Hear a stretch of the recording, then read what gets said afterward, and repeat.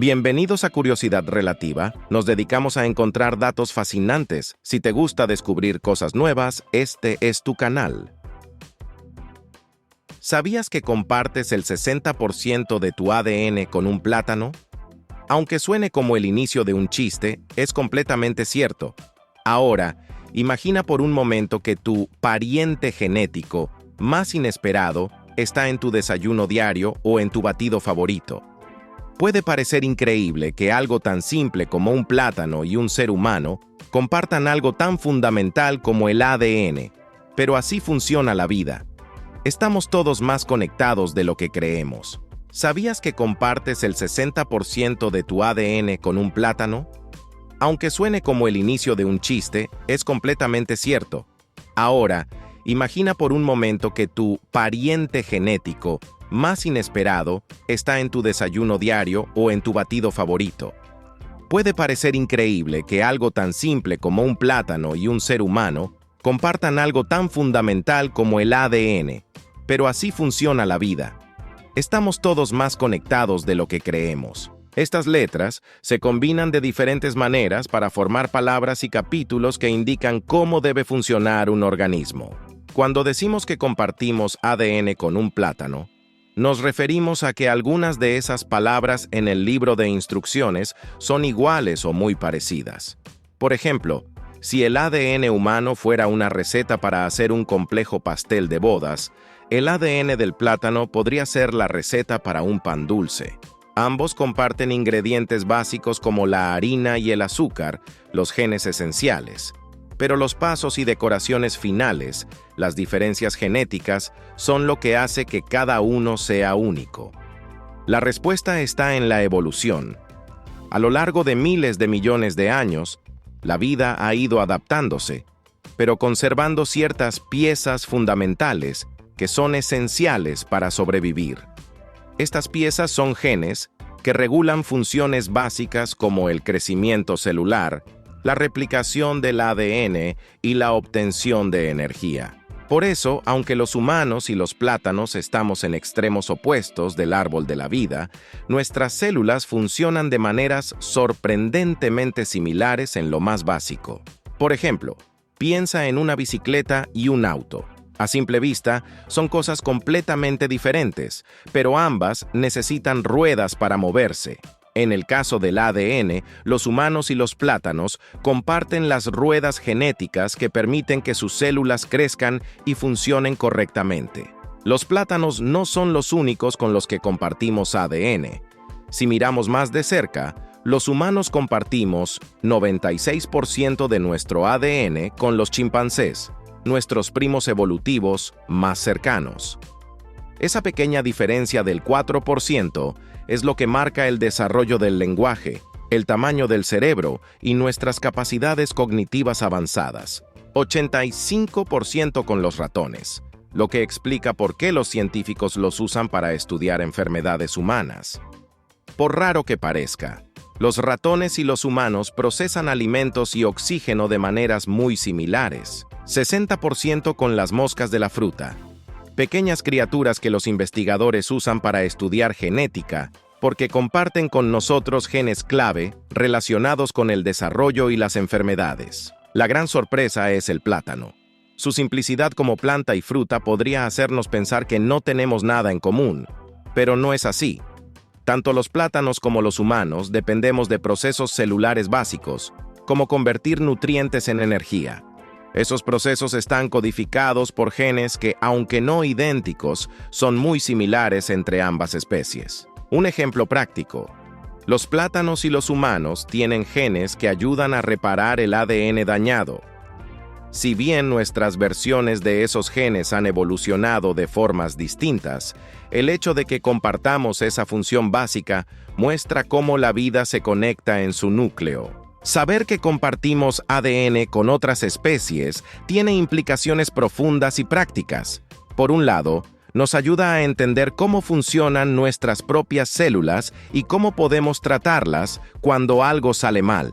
Los científicos, por ejemplo, estudian organismos más simples, como los plátanos, para entender mutaciones genéticas que podrían causar enfermedades humanas.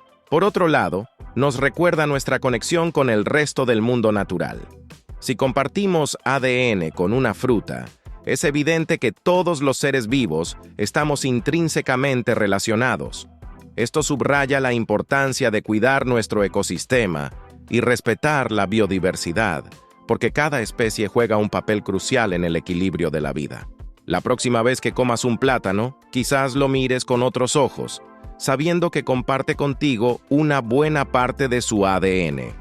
Y aunque eso no significa que puedas hablarle o heredar su resistencia a los golpes, qué práctico sería, sí te deja con una pregunta fascinante.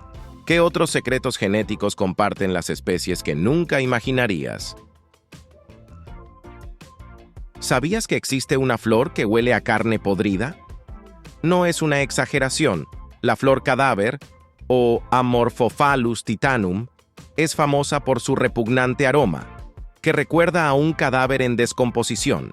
Pero este hedor no es un accidente de la naturaleza, sino una estrategia meticulosamente orquestada.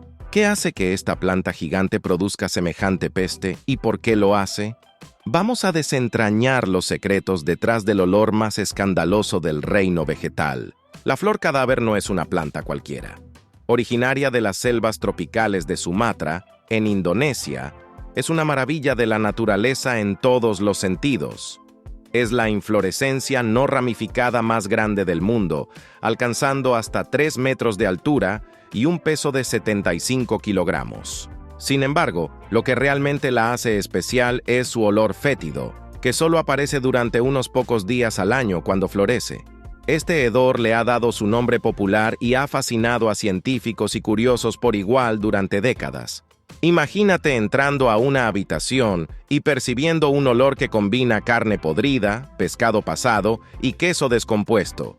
Ese es el saludo aromático que la flor cadáver ofrece a sus visitantes. Pero, ¿cómo produce este olor tan peculiar? El hedor de la flor cadáver proviene de una combinación de compuestos químicos. Uno de ellos es la putrescina, 1,4-butanodiamina, un compuesto que también se encuentra en tejidos animales en descomposición. Si alguna vez has olido carne en mal estado, ya sabes a qué nos referimos. Además, contiene metionina, un aminoácido basado en azufre que también contribuye al aroma desagradable. El descubrimiento de estos compuestos no fue fácil. Dado que la floración de la planta es breve y poco frecuente, los científicos tardaron años en descifrar su química interna. Un equipo de investigadores de la Universidad de Dartmouth logró finalmente resolver el misterio, analizando el ARN de la flor durante su momento de esplendor olfativo. Su trabajo reveló que la planta activa un conjunto específico de genes para producir estos compuestos durante la floración. Pero el olor no es su única peculiaridad. La flor cadáver también genera calor, algo extremadamente raro entre las plantas. Antes de florecer, su temperatura puede aumentar hasta 11 grados centígrados por encima de la temperatura ambiente, gracias a un proceso llamado termogénesis. ¿Para qué tanto calor? Este aumento de temperatura ayuda a volatilizar los compuestos químicos responsables del olor, es decir, los hace más intensos y fáciles de detectar para los insectos. Piensa en cómo un plato de comida caliente huele más fuerte que uno frío. El principio es el mismo. A primera vista parecería que un olor tan desagradable sería una desventaja para cualquier planta, pero en realidad es una estrategia de supervivencia brillante.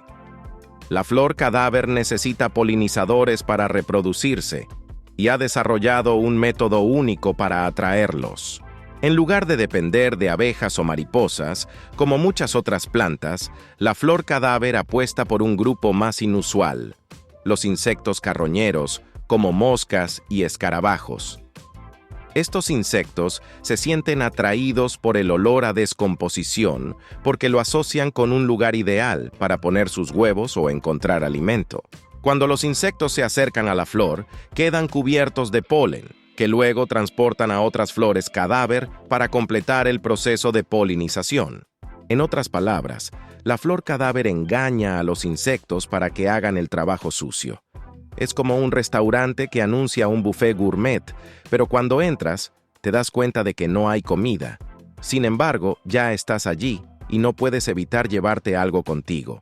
En este caso, el polen. La floración de la flor cadáver es tan impresionante como su olor. Solo ocurre una vez cada varios años y dura apenas unos días. Durante este breve periodo, la planta invierte toda su energía en producir el olor y atraer a los polinizadores. Una vez que cumple su misión, la flor se marchita y el ciclo comienza de nuevo. Es un espectáculo efímero, pero inolvidable. El descubrimiento de los procesos biológicos detrás de la flor cadáver no solo es fascinante, sino que también tiene implicaciones importantes para la ciencia. El análisis genético realizado por los investigadores no solo identificó los compuestos químicos responsables del olor, sino también las enzimas y genes que permiten a la planta generar calor y metabolizar el azufre. Este conocimiento nos ayuda a entender mejor cómo las plantas pueden desarrollar adaptaciones tan extraordinarias y, al mismo tiempo, resalta la complejidad de las relaciones ecológicas en la naturaleza. Además, estudiar estas plantas puede tener aplicaciones prácticas en biotecnología y ecología, como en la creación de métodos para atraer insectos específicos o incluso en la conservación de especies en peligro de extinción. La flor cadáver no solo es una de las maravillas más extrañas de la naturaleza, sino también una prueba del ingenio evolutivo. Su hedor, que puede hacerte contener la respiración, es en realidad una herramienta de supervivencia diseñada para perpetuar su especie. Así que, si alguna vez tienes la oportunidad de presenciar la floración de una flor cadáver, ¿te atreverías a acercarte y experimentar su famoso olor? ¿O preferirías admirarla desde lejos, preguntándote qué otras sorpresas guarda la naturaleza? ¿Sabías que el océano tiene sus propios polinizadores? Durante siglos, hemos creído que la polinización era un fenómeno exclusivo de las plantas terrestres, protagonizado por abejas, mariposas y otros insectos voladores. Sin embargo, un reciente descubrimiento ha desmentido esta idea. En las profundidades marinas, un pequeño crustáceo llamado Idotea baltica cumple un rol similar al de las abejas, fertilizando algas rojas y demostrando que la polinización también ocurre bajo el agua. Este hallazgo no solo nos sorprende, sino que cambia nuestra perspectiva sobre la evolución de los ecosistemas marinos. Cuando pensamos en polinización, imaginamos a un abejorro cubierto de polen amarillo, volando entre flores para recolectar néctar. Este proceso es crucial para la reproducción de muchas plantas terrestres. Hasta ahora, los científicos creían que las algas marinas, como la Gracilaria gracilis, dependían exclusivamente de las corrientes oceánicas para mover sus gametos, células reproductoras. Este mecanismo pasivo parecía lógico en un entorno donde el agua lo conecta todo.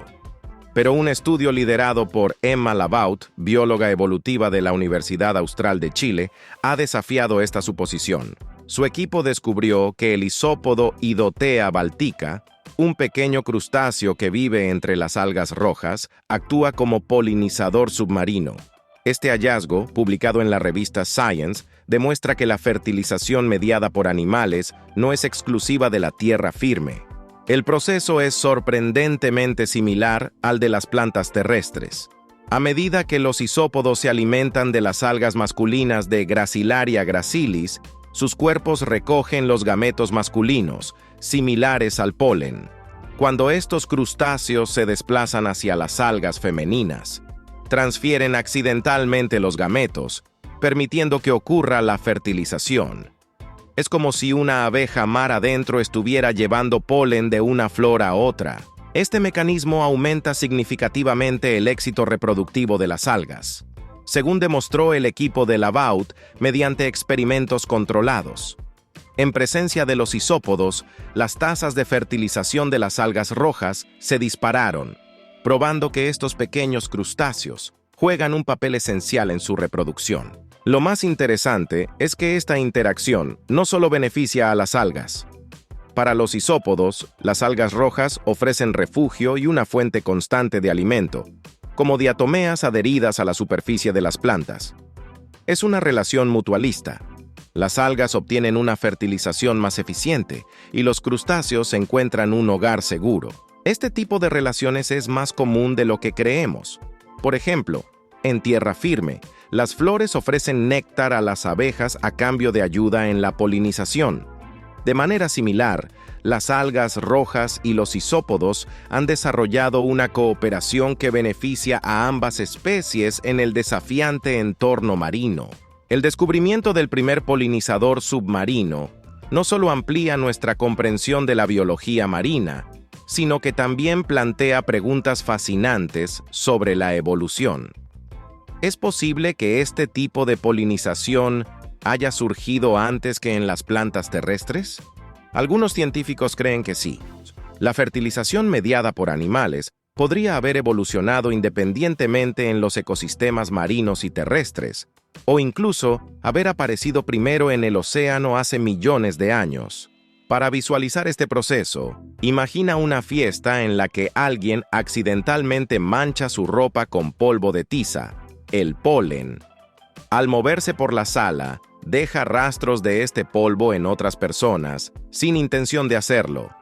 Eso es exactamente lo que ocurre con los isópodos. Mientras se alimentan y se mueven entre las algas, llevan consigo los gametos masculinos y ayudan en la reproducción. Este descubrimiento también nos invita a replantear cómo vemos los ecosistemas marinos. Al igual que en un bosque lleno de interacciones complejas, las profundidades del océano están llenas de conexiones invisibles que sostienen la vida de formas que apenas comenzamos a comprender. El descubrimiento de Idothea baltica ha abierto la puerta a nuevas investigaciones. ¿Existen otros polinizadores submarinos? Los científicos ya están explorando especies de algas similares para buscar interacciones similares. Además, este hallazgo subraya la importancia de proteger los ecosistemas marinos, ya que estas relaciones únicas podrían ser clave para mantener la biodiversidad en los océanos. La naturaleza nunca deja de sorprendernos con su capacidad de innovar. Mientras que en la superficie, el viento, los insectos y los animales llevan el polen, en el océano, los pequeños crustáceos han encontrado su propio rol en el ciclo de la vida. Este descubrimiento es un recordatorio de que aún queda mucho por aprender sobre los secretos que guarda el mar. Y ahora que sabemos que el océano tiene sus propios polinizadores, surge una nueva pregunta. ¿Qué otros procesos esenciales para la vida podrían estar ocurriendo bajo el agua sin que aún nos hayamos dado cuenta? ¿Sabías que algunos loros tienen una forma bastante peculiar de demostrar amor? Para estas aves, el romance no incluye flores ni serenatas, sino vómitos. Aunque a los humanos nos podría parecer algo asqueroso o fuera de lugar, en el mundo de los loros, este acto tiene un significado profundo y especial. Regurgitar comida es su manera de expresar afecto, una muestra que nos recuerda que el amor, en todas sus formas, no siempre sigue las normas de la estética. Primero, aclaremos algo importante. Cuando los loros regurgitan para sus parejas, no están enfermos. Este acto, que en principio puede parecer preocupante, es completamente natural y común entre muchas aves. La regurgitación es diferente del vómito. Mientras el vómito humano expulsa residuos desde el estómago o intestinos, la regurgitación en los loros proviene del esófago o del buche, un órgano especializado donde almacenan y humedecen los alimentos. Es como si los loros prepararan un banquete reciclado para sus seres queridos. Muchos tipos de loros exhiben el comportamiento de regurgitación, ya que es una conducta común entre las aves que forman vínculos sociales o alimentan a sus crías. Algunas especies de loros conocidas por regurgitar incluyen loro gris africano, Psittacus eritacus, guacamayas, género Ara, cotorras, género Maiopsita, loro amazónico, género Amazona, cacatúas, género Cacatúa. Un ejemplo interesante es el caso de Harry, un loro gris africano que se volvió viral tras una visita al veterinario. Su dueño, alarmado porque Harry escupía comida cada vez que lo veía, creyó que estaba gravemente enfermo. Para su sorpresa, el diagnóstico fue que Harry estaba profundamente enamorado de él. Lo que el dueño interpretaba como un síntoma preocupante era, en realidad, el equivalente aviar de un «te amo». Harry no estaba rechazando la comida, estaba ofreciéndola como muestra de devoción. ¿Te imaginas algo similar en los humanos? Sería como si alguien preparara un pastel delicioso y, en lugar de comerlo, te lo diera en cada encuentro como una declaración de amor. Claro, en el caso de los loros, el pastel ya ha pasado por una etapa bastante personal. Pero para ellos, este gesto es tan significativo como un ramo de flores o una carta escrita a mano. La regurgitación en los loros no es solo un acto romántico, sino también un reflejo de su instinto de cuidado. Esta conducta tiene sus raíces en la forma en que alimentan a sus crías. Al igual que muchas aves, los loros regurgitan para sus polluelos como un método eficiente de entregar comida predigerida. Cuando lo hacen con sus parejas, están diciendo, en esencia, «Te cuido como si fueras mi propia familia». Es una muestra de compromiso y confianza que fortalece sus lazos. Un dato curioso es que, entre los loros, no siempre se necesita una pareja de la misma especie para desencadenar esta conducta. Algunos loros en cautiverio desarrollan vínculos tan fuertes con sus dueños que comienzan a regurgitar para ellos. Es como si un gato decidiera traer ratones muertos como regalos para demostrar afecto. Aunque puede parecer raro o incluso incómodo para el humano receptor, desde la perspectiva del loro, es un acto cargado de significado. La regurgitación como muestra de amor no es exclusiva de los loros. Muchas aves, como palomas y pingüinos, también usan este método para expresar cuidado y alimentar a sus crías o parejas. Sin embargo, los loros llevan este comportamiento a otro nivel, ya que lo utilizan como parte de su ritual de apareamiento. Es su forma de decir, «Soy un buen proveedor, elígeme como compañero». Este comportamiento tiene un paralelismo interesante con las relaciones humanas. En la sociedad humana, demostrar que uno es capaz de cuidar a su pareja o a una familia futura también es un factor importante en las relaciones. En lugar de regurgitar comida, mostramos nuestro compromiso de otras maneras, cocinando una cena especial, ayudando en tiempos difíciles o siendo emocionalmente disponibles. Aunque los métodos varían, el mensaje subyacente es el mismo: estoy aquí para ti. Otra faceta fascinante de este comportamiento es cómo los loros lo acompañan con movimientos corporales. Cuando están emocionados por la presencia de un posible compañero, suelen balancearse, emitir sonidos suaves y mover la cabeza de manera enérgica, todo mientras regurgitan. Es un espectáculo único, casi como si estuvieran interpretando una danza de amor personalizada. Al observar esta conducta, es difícil no maravillarse con la complejidad emocional de los loros. Aunque no pueden escribir cartas o componer canciones, tienen sus propias formas de comunicar afecto y compromiso, y lo hacen con una intensidad que podría rivalizar con la de cualquier poeta romántico. ¿Por qué los loros prefieren este método? La respuesta está en su biología y su comportamiento social. Al ser aves altamente inteligentes y sociales, necesitan establecer vínculos fuertes para sobrevivir y reproducirse.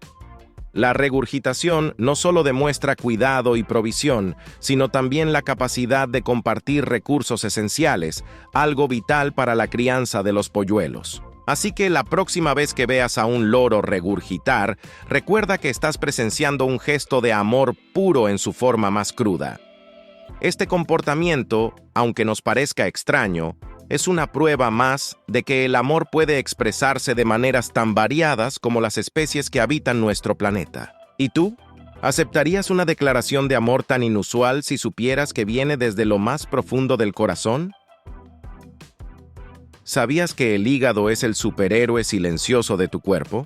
Sí, este órgano, que pesa poco más de 1,5 kilos en un adulto promedio, no solo es crucial para limpiar toxinas, procesar nutrientes y almacenar energía, sino que también tiene un asombroso truco bajo la manga. puede regenerarse. Así es, el hígado puede reconstruirse completamente incluso después de perder hasta el 75% de su masa. Pero ¿cómo funciona este fenómeno casi mágico y por qué es tan importante? Imagina que tienes una planta en casa. Si cortas una rama con el cuidado adecuado, esta puede crecer nuevamente.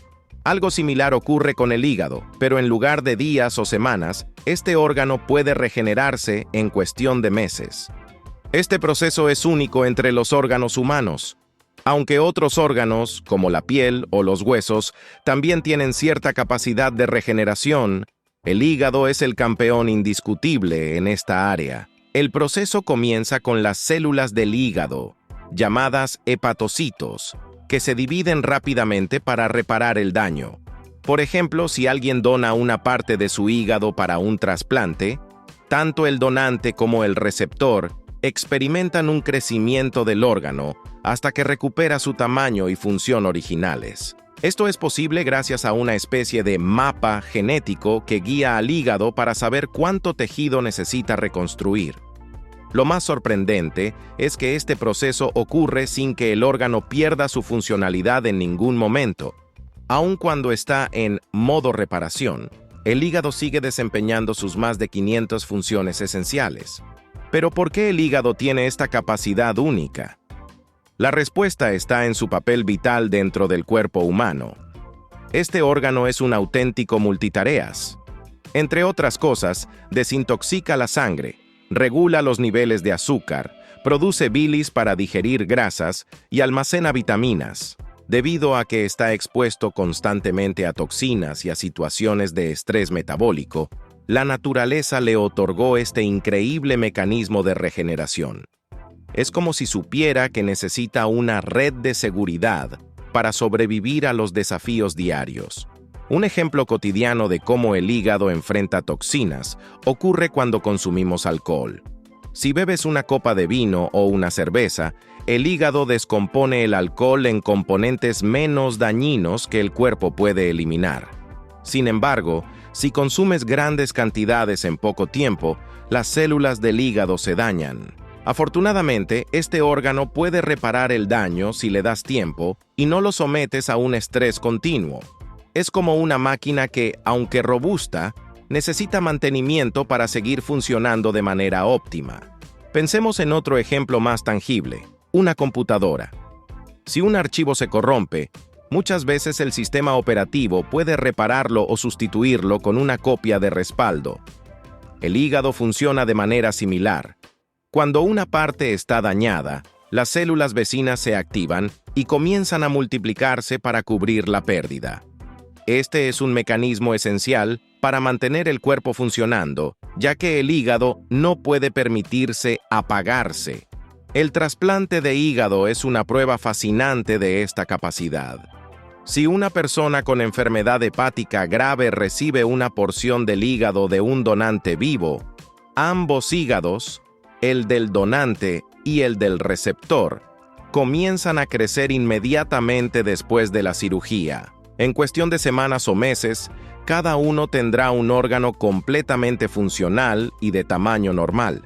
Es como si el hígado tuviera un equipo de construcción trabajando a toda velocidad, con un diseño tan eficiente que ningún otro órgano humano puede igualar. A pesar de su impresionante capacidad, el hígado no es indestructible.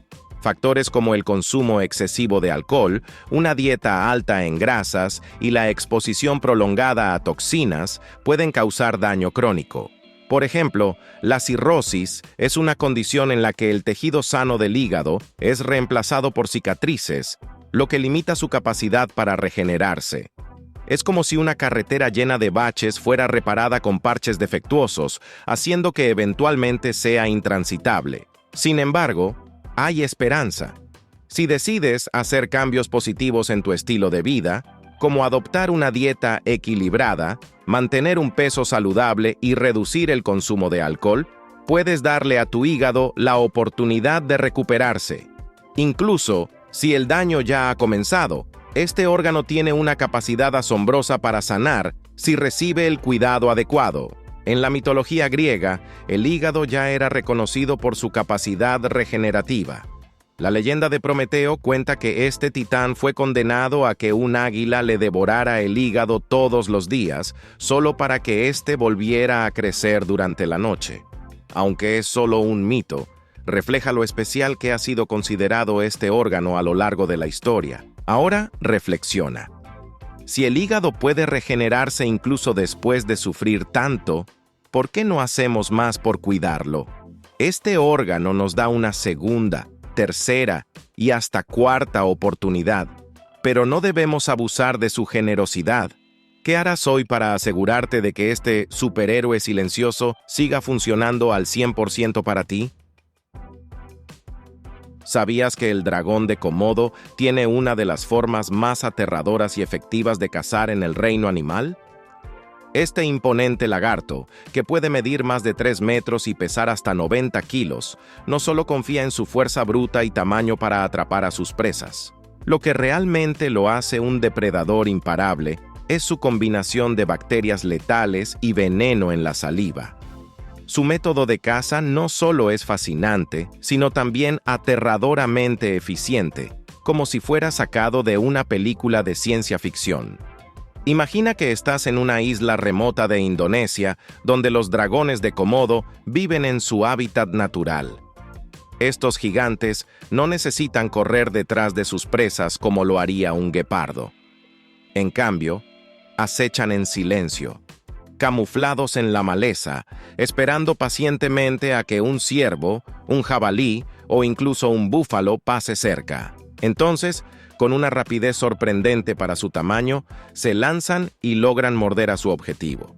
Hasta aquí podrías pensar que no es tan diferente de otros depredadores, pero aquí es donde las cosas se vuelven interesantes. Cuando el dragón de Komodo muerde, no busca matar de inmediato. Su mordida introduce en la herida una peligrosa combinación: bacterias y un veneno especial.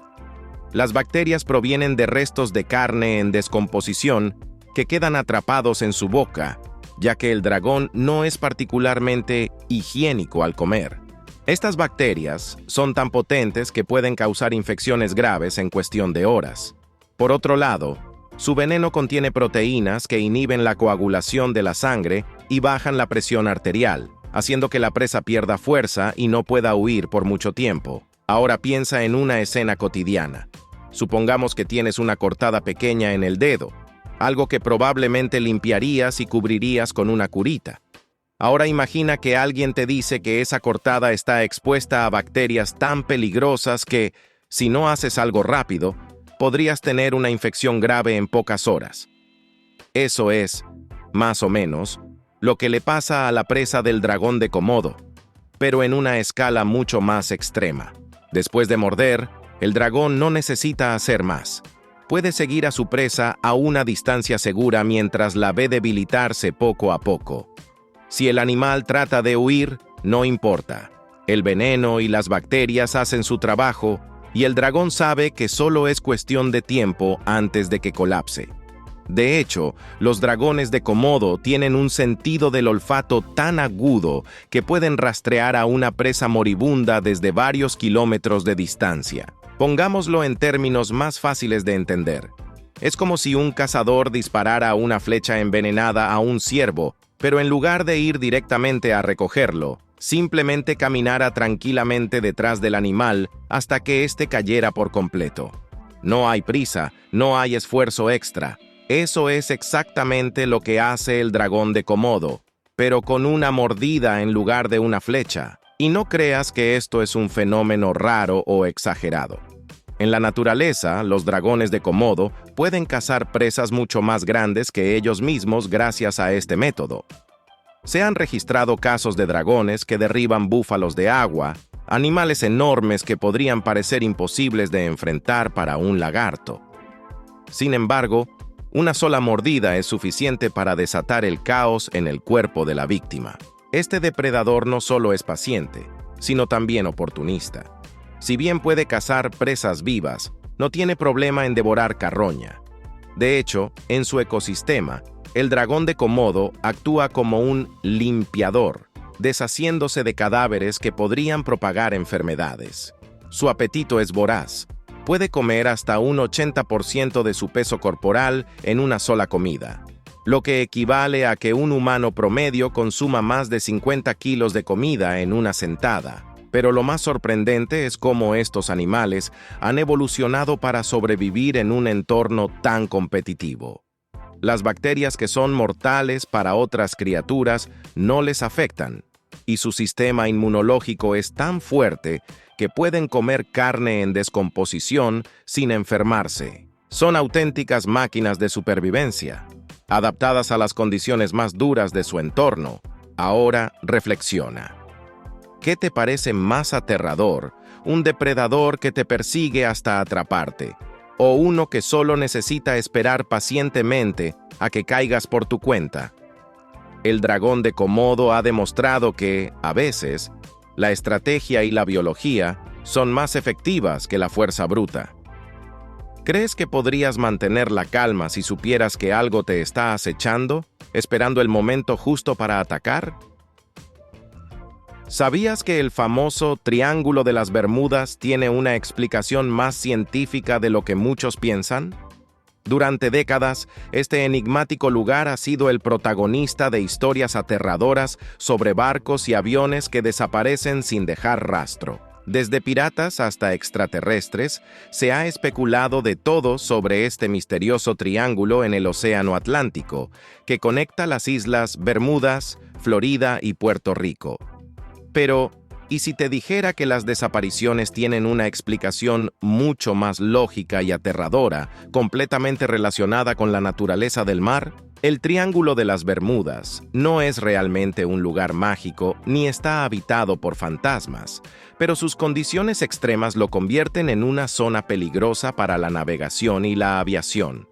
Y lo más interesante de todo es que las desapariciones de barcos, aviones e incluso personas pueden explicarse por fenómenos naturales que ocurren allí, mucho más allá de cualquier mito. Imagina que estás navegando en un barco, disfrutando de un viaje tranquilo por el océano.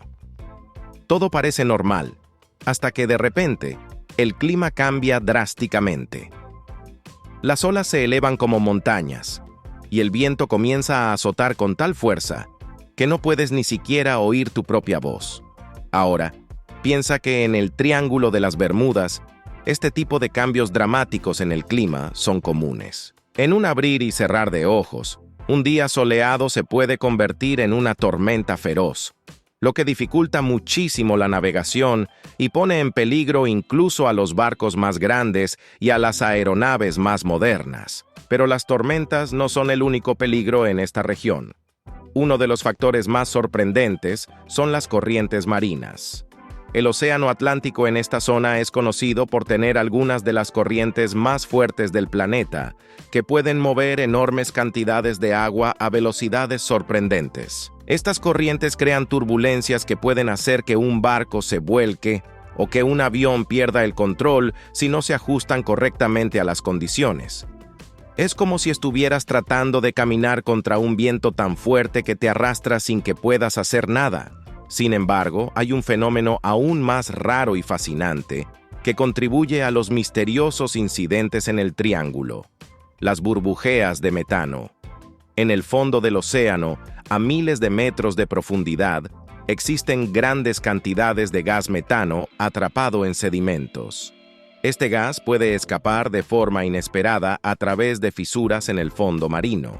Cuando esto sucede, el gas sube a la superficie, creando una especie de burbujas gigantes que pueden alterar la flotabilidad de un barco de manera dramática. Es como si el agua perdiera temporalmente su capacidad para sostener el peso de un objeto flotante.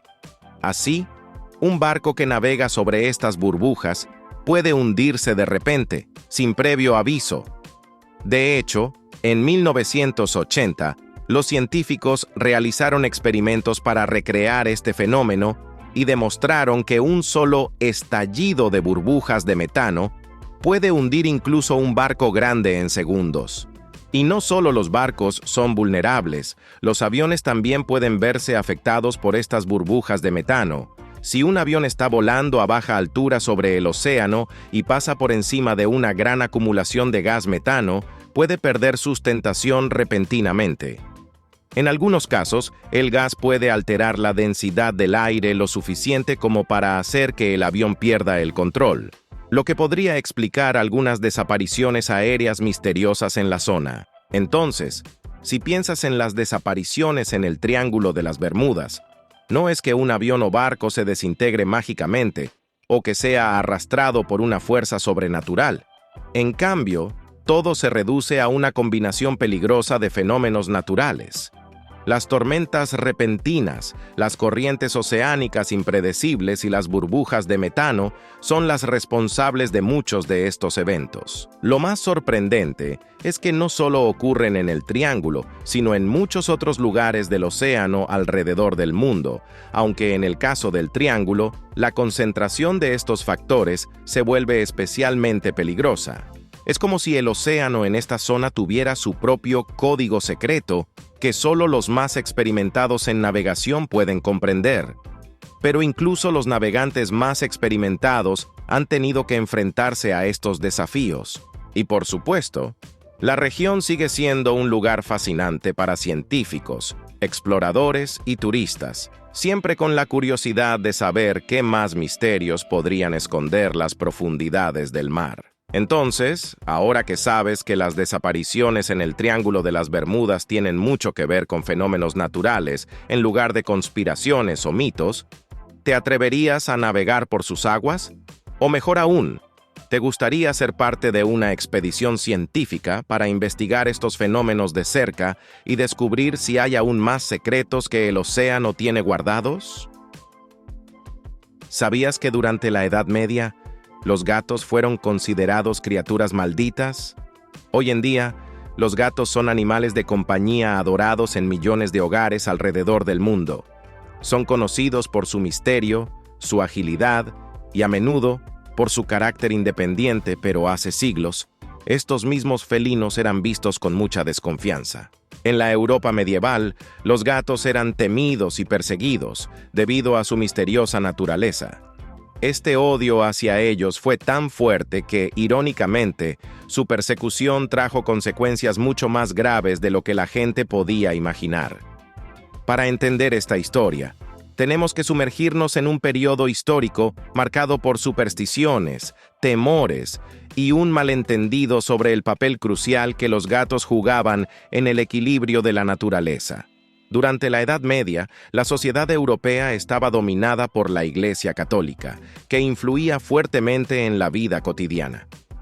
La religión jugaba un papel central en todo, desde el nacimiento hasta la muerte, y especialmente en la interpretación de lo que era bueno y malo. En este contexto, cualquier cosa que fuera vista como extraña o fuera de lo común, a menudo era etiquetada como peligrosa o maligna.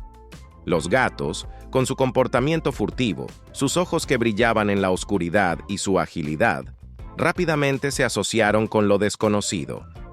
El pensamiento popular de la época relacionaba a los gatos con las fuerzas del mal, y lo peor de todo, con las brujas. Los gatos fueron considerados como los animales favoritos de las brujas.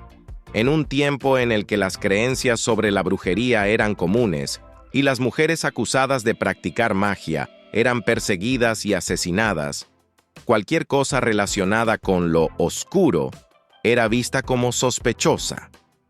Los gatos, con su capacidad para moverse en silencio y desaparecer en las sombras, parecían estar ligados a esas fuerzas misteriosas. Las leyendas decían que las brujas podían transformarse en gatos para llevar a cabo sus hechizos. Esta creencia se extendió rápidamente entre la población. Y no era raro que, si alguien tenía mala suerte, problemas de salud o cosechas perdidas, se les acusara de ser una bruja o, por lo menos, de estar en contacto con la magia negra. Como resultado, los gatos fueron perseguidos, capturados y, en muchos casos, asesinados en masa. En varias regiones de Europa, especialmente en países como Francia e Italia, se organizaban ceremonias públicas donde los gatos eran quemados vivos como parte de una especie de ritual de limpieza de las fuerzas malignas. En algunos casos, incluso se creía que los gatos estaban poseídos por demonios y se les sometía a todo tipo de torturas para expulsar al mal. Pero este odio hacia los gatos tuvo repercusiones mucho más serias y globales de lo que las personas podían prever. La razón de esto es que, en su rol como cazadores naturales de ratas, los gatos desempeñaban un papel crucial en el control de las plagas. Al eliminar a los gatos, las poblaciones de ratas comenzaron a crecer desmesuradamente. Esto podría haber parecido algo sin importancia en un principio, pero las ratas, como sabrán muchos, son portadoras de enfermedades. De hecho, las ratas son conocidas por transmitir pulgas que pueden portar bacterias mortales, como la Yersinia pestis, la bacteria responsable de la peste bubónica. En la Edad Media, la peste negra ya estaba presente en Europa, y los gatos, al comer ratas, jugaban un papel clave en controlar la propagación de esta enfermedad. Sin embargo, al matar a los gatos, se alteró este equilibrio natural, lo que permitió que la población de ratas se desbordara. Las ratas infectadas, ahora sin ningún depredador natural que las controlara, comenzaron a multiplicarse rápidamente y con ellas, las pulgas portadoras de la peste se diseminaron por todo el continente. Como resultado, la peste negra se extendió a una velocidad alarmante, matando a millones de personas en solo unos pocos años. Este fenómeno es un ejemplo perfecto de cómo una creencia equivocada, basada en supersticiones y miedos infundados, puede tener consecuencias devastadoras. Las autoridades medievales, al perseguir y exterminar a los gatos por sus asociaciones con lo oculto, no solo estaban cometiendo un grave error sobre el valor de estos animales, sino que también estaban impulsando la propagación de una de las pandemias más mortales de la historia. Con el paso del tiempo, la relación entre los humanos y los gatos cambió drásticamente. A medida que la gente comenzó a entender mejor la naturaleza de los animales y su función en el ecosistema, se reconoció que los gatos no eran criaturas malignas, sino aliados valiosos en el control de las plagas. A lo largo de los siglos, los gatos pasaron de ser temidos a ser apreciados como compañeros leales y miembros de las familias. Hoy en día, millones de hogares tienen gatos como mascotas, y su imagen como seres misteriosos ha sido reemplazada por la de animales adorables y tranquilos que comparten su vida con los humanos. Este relato histórico nos recuerda cómo las supersticiones pueden alterar el curso de la historia, pero también nos invita a reflexionar sobre nuestra relación con el mundo natural. A medida que enfrentamos desafíos ambientales y ecológicos en la actualidad, hay animales o especies que estamos subestimando o malinterpretando, y que podrían tener un papel mucho más importante del que imaginamos en el equilibrio de nuestro planeta. ¿Sabías que la famosa marca de motocicletas Harley-Davidson nació en un pequeño cobertizo de madera en Milwaukee, Wisconsin?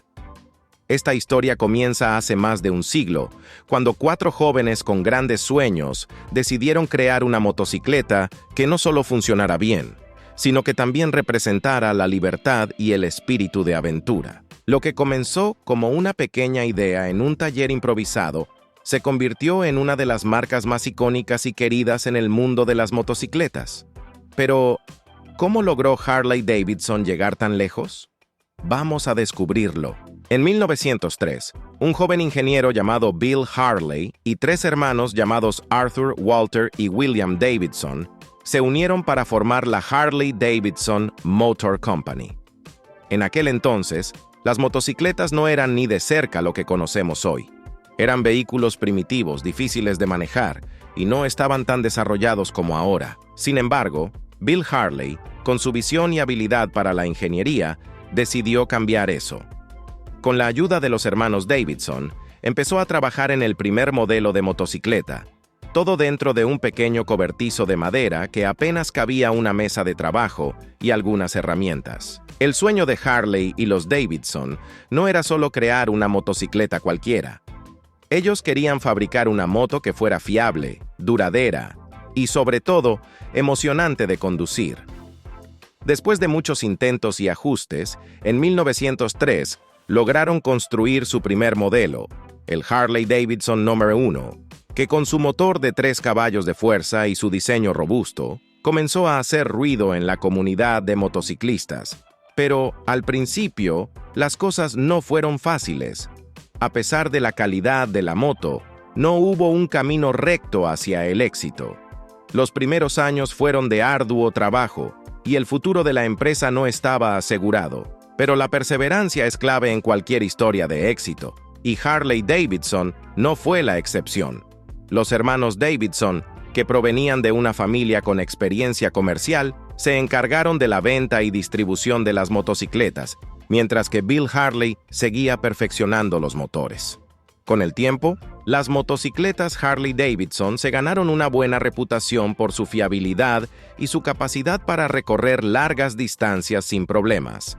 Para 1907, Harley Davidson ya había establecido su primer gran éxito al vender 150 motocicletas en un solo año, lo que les permitió expandir su fábrica y mejorar aún más sus modelos. Pero el verdadero despegue de Harley Davidson llegó en la Primera Guerra Mundial.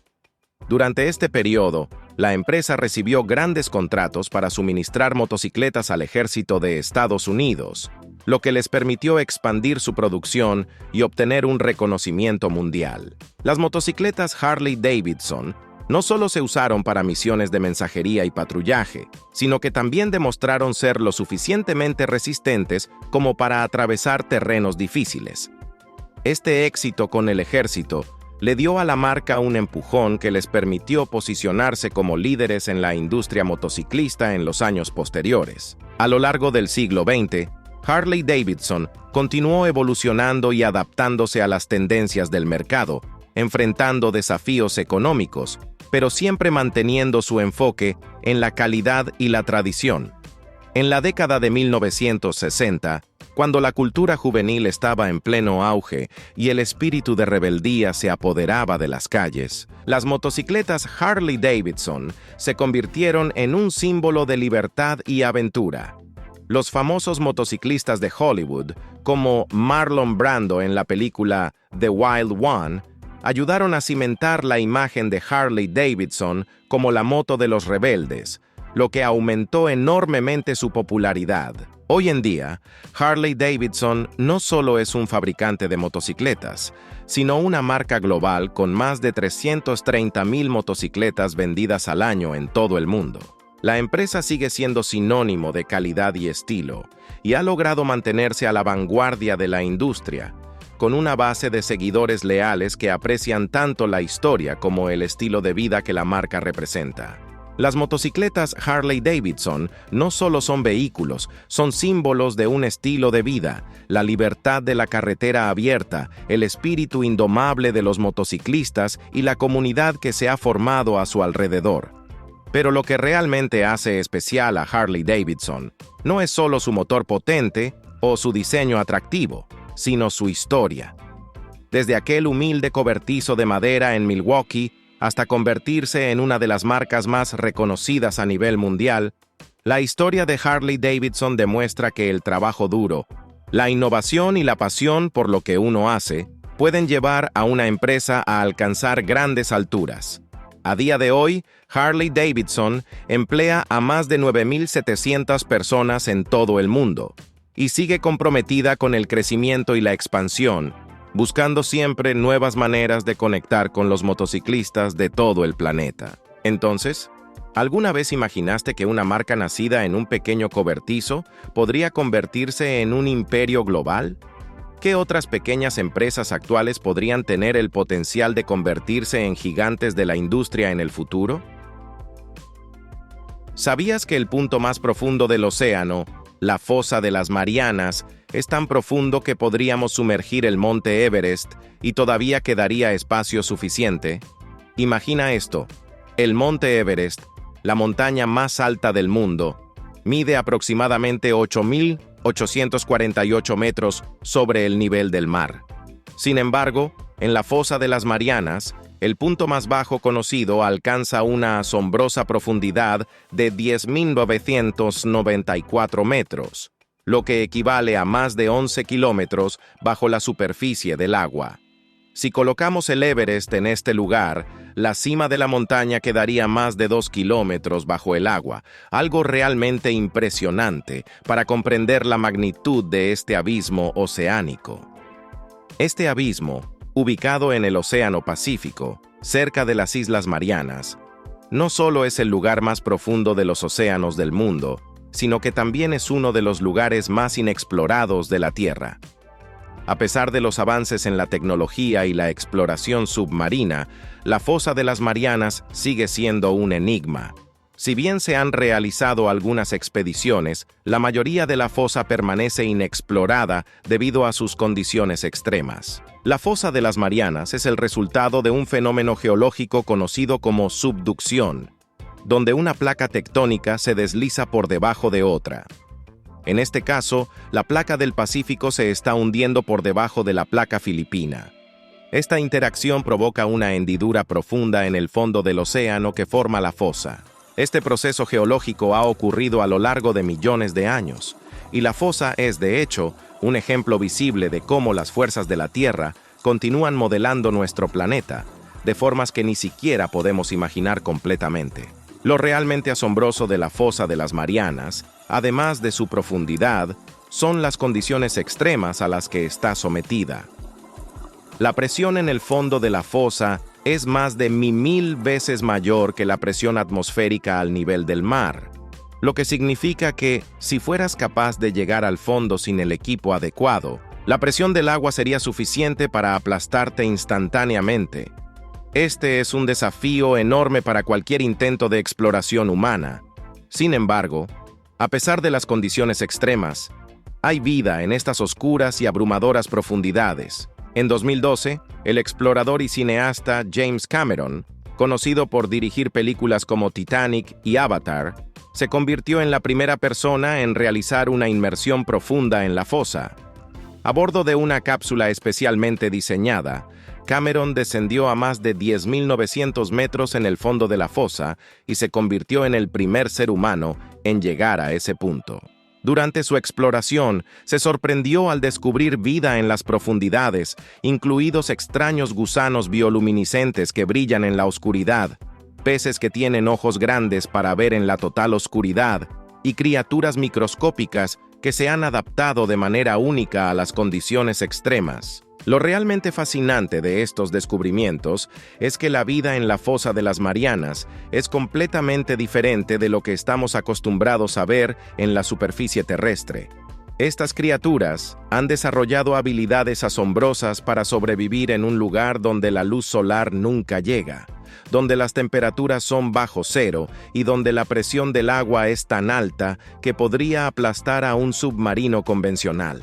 Las criaturas que habitan en la fosa tienen adaptaciones extremas, como cuerpos blandos que soportan la presión, y algunos incluso tienen bioluminiscencia, es decir, la capacidad de generar su propia luz para atraer presas o comunicarse en la oscuridad total. Además, la fosa de las Marianas es un punto crucial para los científicos que estudian la geología y los fenómenos naturales. Aquí se producen procesos geológicos que afectan a toda la Tierra, como terremotos y erupciones volcánicas, debido al continuo movimiento de las placas tectónicas. Por lo tanto, las expediciones a esta fosa no solo se centran en la vida marina, sino también en comprender mejor cómo funcionan las fuerzas internas de nuestro planeta. El fondo de la fosa de las Marianas es también una ventana al pasado. Se cree que esta área ha sido testigo de algunos de los eventos más antiguos de la historia de la Tierra. Debido a su aislamiento y la falta de exploración humana, la fosa ha mantenido una especie de cápsula del tiempo, en la que los organismos que viven allí son prácticamente ajenos al mundo exterior. Esto plantea una pregunta intrigante. ¿Qué otros secretos podrían estar escondidos en estas profundidades? Las profundidades del océano continúan siendo uno de los últimos lugares misteriosos de la Tierra, y mientras más exploramos, más descubrimos sobre el mundo submarino. Cada nueva expedición nos acerca a desvelar los secretos de la fosa de las Marianas, pero aún quedan muchos aspectos por conocer. Entonces, ¿te has preguntado alguna vez cuántos más secretos ocultos podrían estar esperando en lo más profundo de nuestros océanos? ¿Qué otras criaturas o fenómenos asombrosos podrían estar esperando a ser descubiertos? Gracias por ver el video de hoy. Esperamos que te haya gustado, si fue así. No olvides suscribirte y activar la campanita de notificaciones para que YouTube te avise cuando subamos nuevo video.